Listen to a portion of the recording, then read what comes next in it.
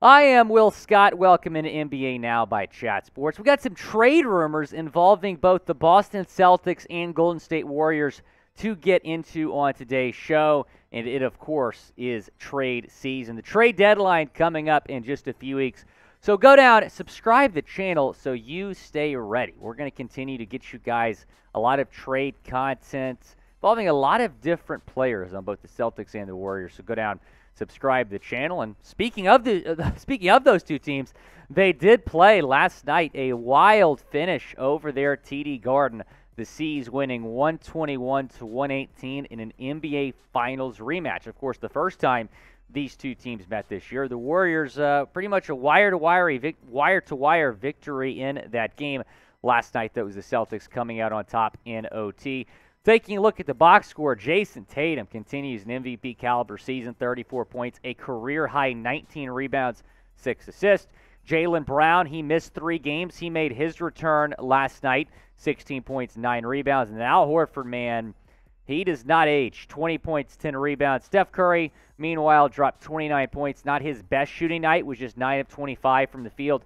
Klay Thompson, 24 points, made 4 3-pointers. And then Jordan Poole, 24 points, 6 rebounds, 4 assists. And the Warriors beat 11 in the third quarter. I think a lot of Boston fans were like, man, here we go again. The Warriors obviously beat the Celtics in the NBA Finals, beat them earlier this year, and the Warriors were up big last night, even though they have been kind of struggling, and the Celtics have been the hottest team in the league, but Boston came back down from 11 points in the NBA Finals rematch to win their 8th straight game, and they're kind of pulling ahead here in the East. That game against the Nets a few games back really changed the complexion of the East. The Nets were within 2.5 games of the Celtics. Now the Celtics have a 4.5 game lead in the East. The Milwaukee Bucks 29-16. The 76ers also 29-16. Give Philly some props, man. They're playing really, really good basketball. The Nets have dropped a few. They're 27-17. The Cavs, the 5 seed. Meanwhile, the Miami Heat, the New York Knicks are right now 6-7. Both kind of fighting to avoid a play-in spot. The Hawks, the Indiana Pacers, and the Bulls round out the top 10. Of course, the top 10 are the play-in teams included there.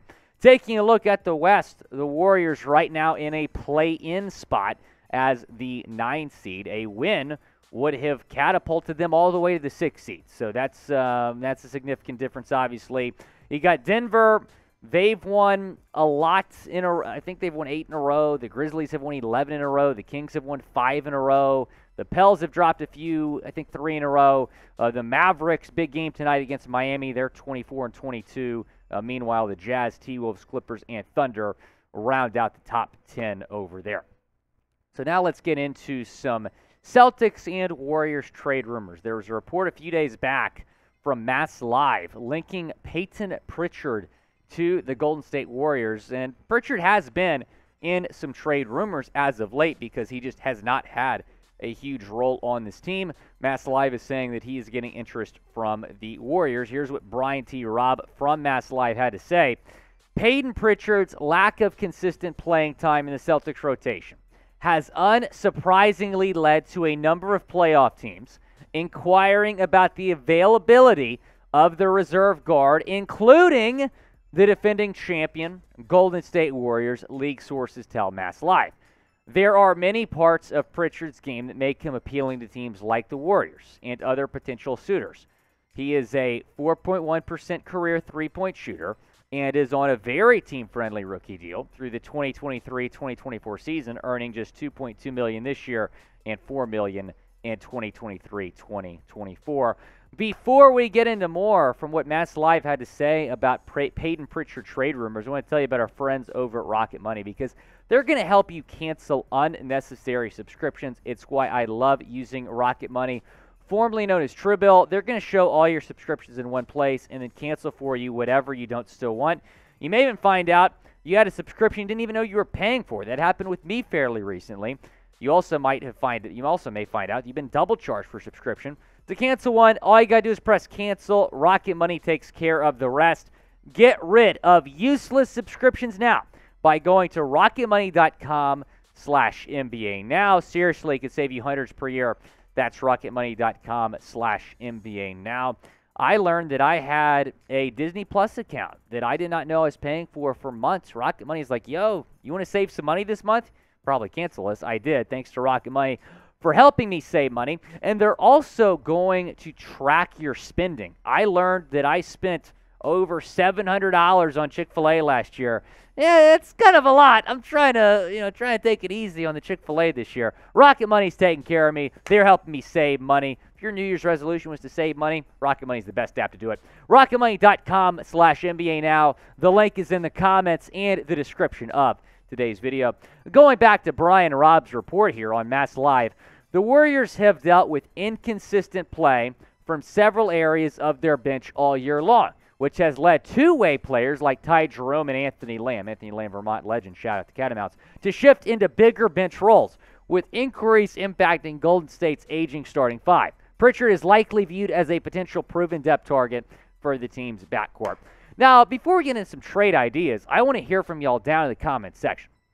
Will Payton Pritchard be traded? Why for yes and for no, down in the comments section. Is Pritchard going to get traded ahead of the NBA trade deadline? Now, Mass Live reported that the Warriors have expressed interest in a Pritchard trade. However, they also said the Celtics are not likely to trade him ahead of the deadline, and I would also assume if they do trade him, they're not going to want to trade him to the team that beat them in the finals last year. So Pritchard was the 26th overall pick in the 2020 draft out of Oregon, showed a lot of promise in his first two seasons, but he has seen a decreased role this season after the Celtics trade of Malcolm Brogdon. Maybe the Warriors, in need of bench depth, would be a fit. They've expressed interest in Pritchard. Celtics are just guard heavy, and that's why Pritchard's minutes have gone down, averaging just 10.7 minutes per game this season, around 4 points per game, less than an assist per game. His shooting numbers a little bit lower as well. The big thing I'm looking at here is the three-point shooting percentage, going down from 41% to 32.9%. Now, I don't think the Celtics should trade Pritchard. I really don't. I think they should just hold on to him. He's not a free agent after this year. He's a free agent after next season. So I think the Celtics should hold on to him. Depth is never a bad thing. What if they trade him and one of their guards gets hurt? Well, then the Celtics are in a little bit of a predicament. So I don't think the Celtics should trade Pritchard, but if they do, Golden State is a solid fit. Now, I don't know how realistic it is for the Celtics and the Warriors to make a deal, but still, I think Golden State could really use Payton Pritchard. Let's take a look now at some Payton Pritchard trade ideas. Some deals that might make sense for both the C's and the Warriors, and we begin with this one. Now, the Celtics could really use some depth at the center position. Luke Cornett's kind of their backup center right now. Robert Williams starting to get back in the starting rotation after his injury, but James Wiseman would make a lot of sense for the Celtics if they can strike a deal. And then the Warriors would be getting Payton Pritchard in a 2024 first-round pick. Now, this trade could be the rare win. Could be a win for the Celtics. They need more depth down low. Could be a win for the Warriors. They need some more guard depth. Payton Pritchard is really, really solid. Again, the minutes have gone down. He's still a solid player. Could be a win for James Wiseman. Number 2 overall pick. Obviously, a lot of pressure that comes with that. He's not necessarily lived up to the expectations because of a lot of injuries. I think he could use a fresh start. Boston is a great place for a fresh start. And then it could be a win for Payton Pritchard. He's not really involved right now on the Celtics team. He could go to Golden State, be the backup point guard to Steph Curry. That's a heck of an opportunity for Payton Pritchard. Let's go to our second trade idea. Now, Jonathan Kuminga has been somebody else on Golden State that has been in some trade rumors. So the Celtics could get him.